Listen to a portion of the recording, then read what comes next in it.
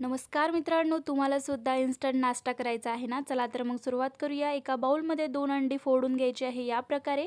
नंतर यामध्ये ॲड करून घेऊया बारीक कट करून घेतलेली मिरची, कोथिंबीर, कांदा। आता पावडर मसाला टाकून घ्यायचे आहे, चवीनुसार मीठ, अर्धा चम्मच कश्मीरी मिरची पावडर, थोडासा चाट मसाला टाकून मस्त बबल्स येतपर्यंत फेटून घ्यायचे आहे।